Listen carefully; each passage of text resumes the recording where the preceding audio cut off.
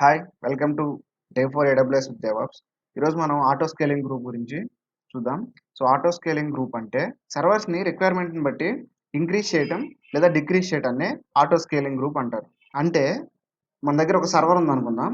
Server capacity 1000 users. అనుకోకుండా 1500 users ఈ సర్వర్‌కి connect అయ్యారు.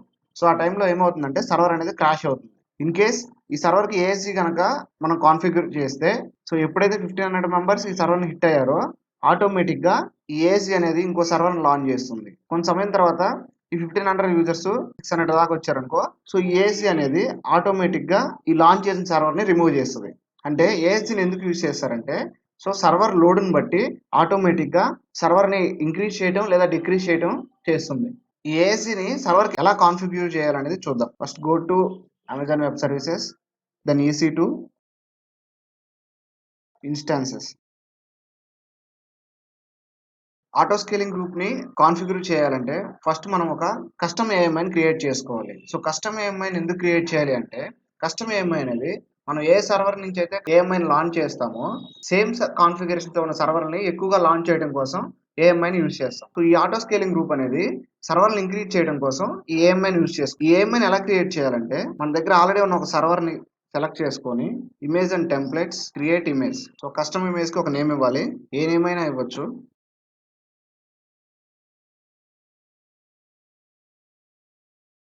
ట్యాగ్ నేమ్ ఒకటి ఇవ్వండి. Create image. Custom AMI create అయింది. క్రియేట్ అయిందా లేదా అనేది చెక్ చేద్దాం. ఇగో కస్టమ్ ఏఎంఐ క్రియేట్ అయింది. ఆల్రెడీ మన దగ్గర ఉన్న సర్వర్‌ని ఏ కాన్ఫిగరేషన్ అయితే ఉందో అదే కాన్ఫిగరేషన్‌తో ఒక కస్టమ్ ఏఎంఐని మనం క్రియేట్ చేయాలి. Next auto scaling group. Go to auto scaling group. Create auto scaling group. Give a name to auto scaling group.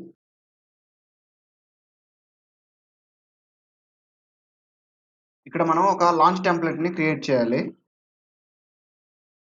ఈ లాంచ్ టెంప్లెట్ ఎందుకు క్రియేట్ చేయాలి అంటే కస్టమ్ ఏఎంఐని యూజ్ చేసుకొని అదే కాన్ఫిగరేషన్‌తో ఉన్న సర్వర్స్‌ని లాంచ్ చేయడం కోసం ఈ లాంచ్ టెంప్లెట్‌ని క్రియేట్ చేయాలి. నేమ్.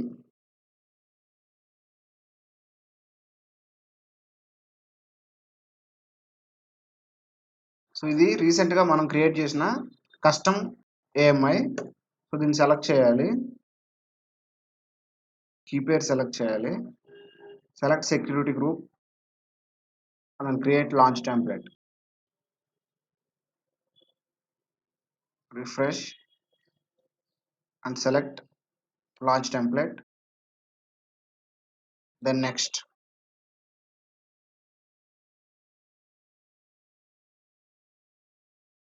Next, VPCని సెలెక్ట్ చేయాలి. Select VPC and select availability zones. Then next. మనం ప్రీవియస్ వీడియోలో లోడ్ బ్యాలెన్సింగ్ గురించి తెలుసుకున్నాం. ఇక్కడ మనం ఆ లోడ్ బ్యాలెన్స్‌ని అటాచ్ చేయొచ్చు లేదా అటాచ్ చేయకుండానే చేయొచ్చు. బట్ నేను అటాచ్ చేస్తున్నాను. ఎందుకంటే ఇప్పుడు ఎక్కువ సర్వర్లు లాంచ్ చేసినప్పుడు ఎక్కువ మంది యూజర్స్ సర్వర్లు హిట్ చేస్తున్నప్పుడు కొంత లోడ్ అనేది క్రియేట్ అవుతుంది. ఆ లోడ్‌ని క్రియేట్ చేసిన సర్వర్లకి ఈక్వల్‌గా డిస్ట్రిబ్యూట్ చేయడం కోసం మనం ఇక్కడ లోడ్ బ్యాలెన్సర్‌ని కూడా అటాచ్ చేస్తున్నాం. And select load balancer.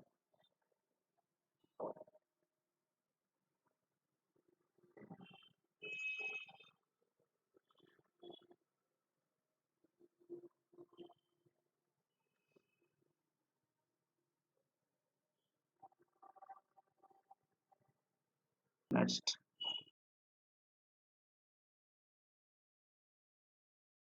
ఇక్కడ మనం స్కేలింగ్‌కి సంబంధించిన ఇన్ఫర్మేషన్ ఇవ్వాలి.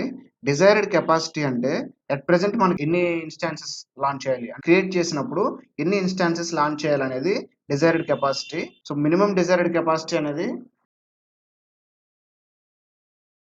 ఇవన్నీ ఇస్తున్నాను. మాక్సిమం డిజైర్డ్ కెపాసిటీ అనేది 500 వరకు ఒక ఏఎస్‌జీ మీద 500 వరకు మనం క్రియేట్ చేయొచ్చు. నేను ఒక 3 ఇస్తున్నాను.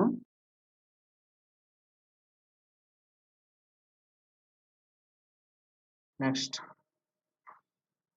Add notification service. ఇది ఎస్ఎన్ఎస్ సర్వీస్ అంటారు. దాన్ని క్రియేట్ చేసుకొని ఇక్కడ యాడ్ చేసుకోవచ్చు. సో ఈ ఎస్ఎన్ఎస్ సర్వీస్ యూజ్ ఏంటంటే సర్వర్ని లాంచ్ చేసినప్పుడు లేదా సర్వర్ని టెర్మినేట్ చేసినప్పుడు మనకి నోటిఫికేషన్ అయితే ఇస్తుంది. సో దీని గురించి మనం వేరే వీడియోలో మాట్లాడదాం. Tag review all the things once.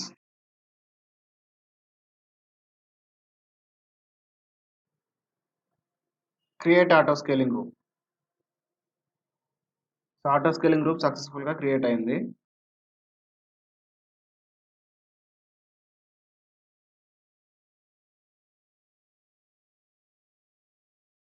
ఏఎస్సీని create చేసాం.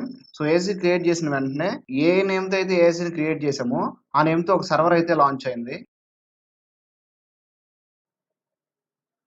ఒక సర్వర్కి ఏఎస్సీని క్రియేట్ చేసాం కాబట్టి ఆ సర్వర్ కెపాసిటీ కన్నా ఎక్కువ యూజర్స్ సర్వర్ హిట్ చేసినప్పుడు ఆటోమేటిక్గా ఏఎస్సీ అనేది సెకండ్ సర్వర్ని లాంచ్ చేస్తుంది. సో ఇన్ కేస్ మీరు ఈ ఏఎస్సీ క్రియేట్ చేసిన సర్వర్ని టెర్మినేట్ చేసినా సరే వెంటనే ఇంకో సర్వర్ని ఏఎస్సీ అనేది లాంచ్ చేస్తుంది.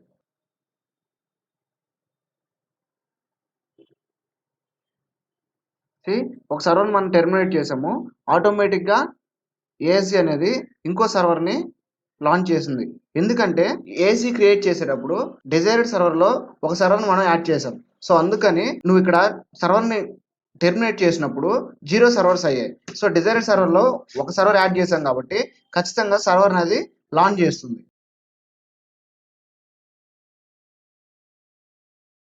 ఇది మనం టెర్మినేట్ చేసిన సర్వర్, ఇది ఏఎస్సీ లాంచ్ చేసిన సర్వర్. మనం ఏఎస్సీని కాన్ఫిగర్ చేయడం కోసం కస్టమ్ ఏఎంఐని క్రియేట్ చేసాం, నెక్స్ట్ లాంచ్ టెంప్లెట్ని క్రియేట్ చేసాం. అలాగే ఏఎస్సీని క్రియేట్ చేసేటప్పుడు ఏఎస్సీలో లోడ్ బ్యాలెన్సర్ని కూడా అటాచ్ చేసాం. అలాగే సర్వర్కి ఆటో స్కేలింగ్ గ్రూప్ని క్రియేట్ చేసాం. So that's it for the day. First time ఈ వీడియో చూసేవాళ్ళు దీని ప్రీవియస్ వీడియోలు కూడా చూడండి. సో మన ఛానల్ని సబ్స్క్రైబ్ చేసుకోండి. Thank you.